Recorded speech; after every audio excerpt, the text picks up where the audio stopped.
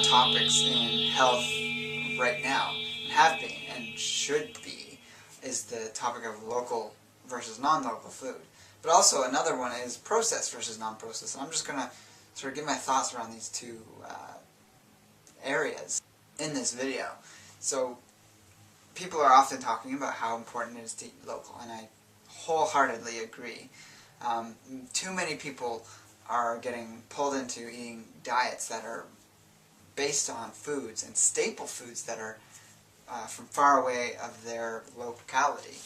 So if your staple food is coming from the tropics or from another continent or even from the other side of the country from you, this isn't as good environmentally because of the excess resources used to transport it to your destination, but also in terms of your health, because the things that grow around us and are available to us from nature and from farms and other sources from around us are the things that are going to support us living in the climate of where we're at. And yes, people have the points of, you know, we live in these warm, heated houses with that block out air, etc. But, you know, there's so many factors like barometric pressure, humidity, and yes, you do go outside, unless you're just spending all your days inside, which is very unhealthy.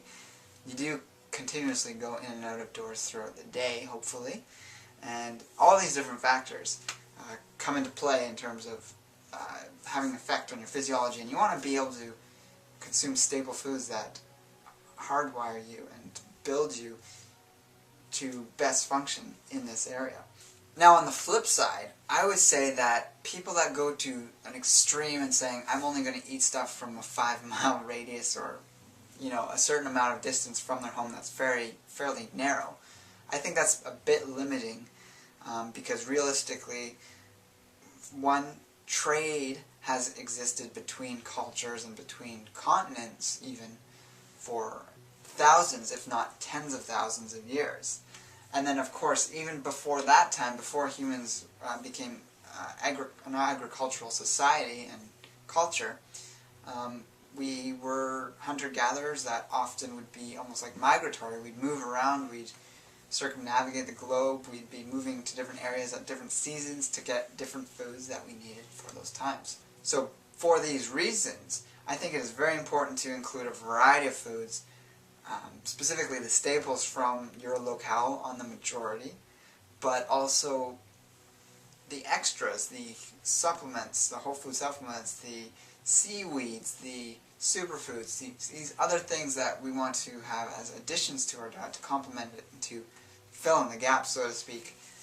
They're going to come from farther away in many cases, and I think that's very great that we have that opportunity to reach a higher level of nutrition for ourselves and quality of nutrition that we perhaps never got before in such a way that we can be so specific in what it is that we desire.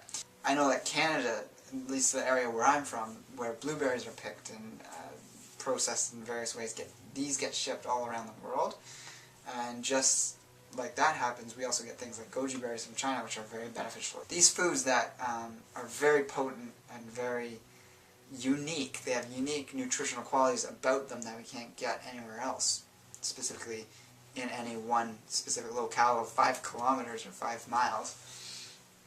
These are supplemental to the diet, and so my feeling is that people that get too stuck, one being completely eating local or completely eating from foods from any which place, just because it shows up on the supermarket shelves, I think we really need to find a balance point.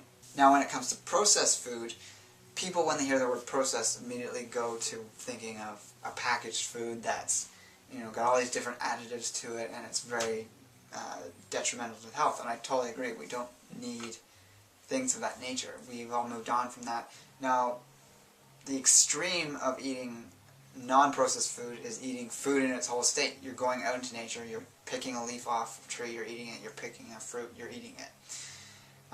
What we know for a fact at this point, and I've personally been triggered by a lot of these things, seeing debates from people promoting cooked food and saying, you know, cooked food is the reason why we're at this state we're now at, because it's allowed us to grow, it's allowed our brains to grow, And that's specifically because we've been able to break down certain plant materials through the heating process, which is a form of processing, to expose the nutrients to make the ones that survive the heating more bioavailable to our body.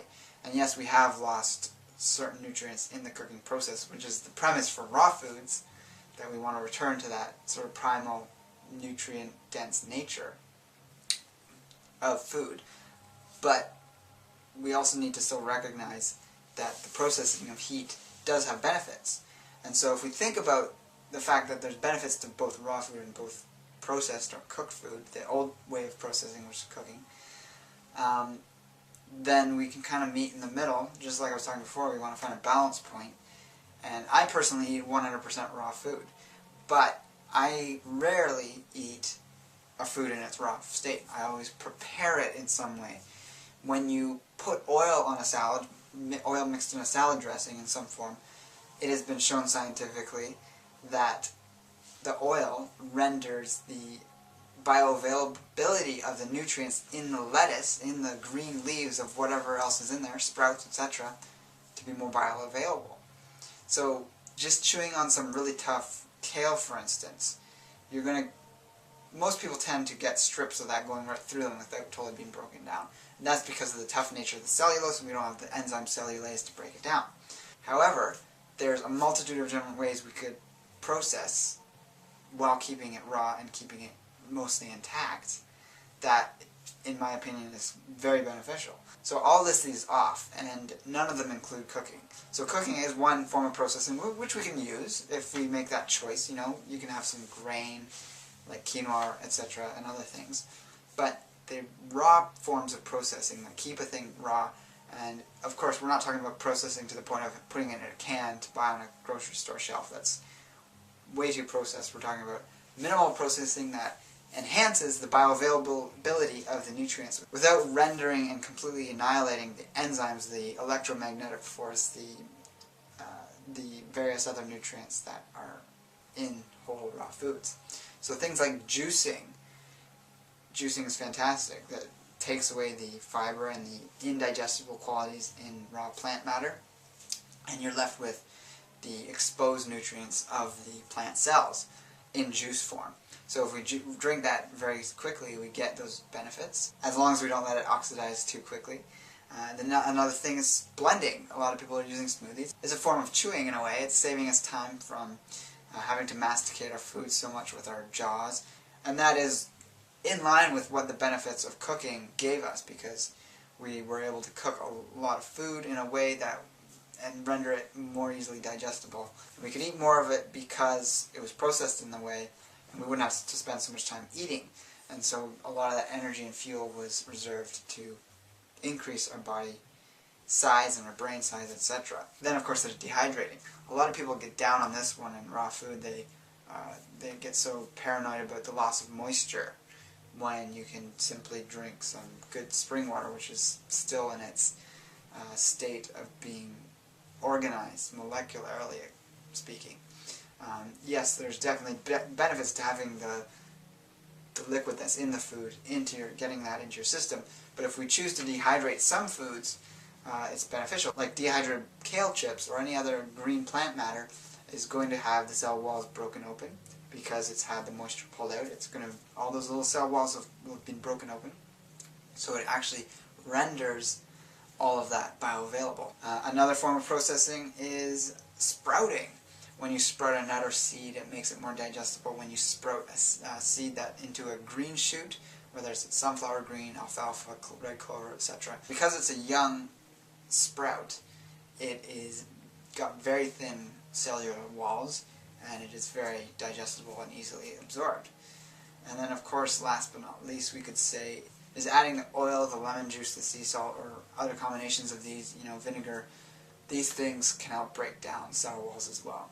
So I just wanted to highlight these different forms of processing that are very friendly to maintaining the nutritional integrity of foods. And we can eat some foods in their whole raw state. Oh, of course, another thing I forgot was fermenting. So we can ferment a food, and that further breaks down its cellular structure. We eat sauerkraut, which is fermented cabbage, and that's been processed.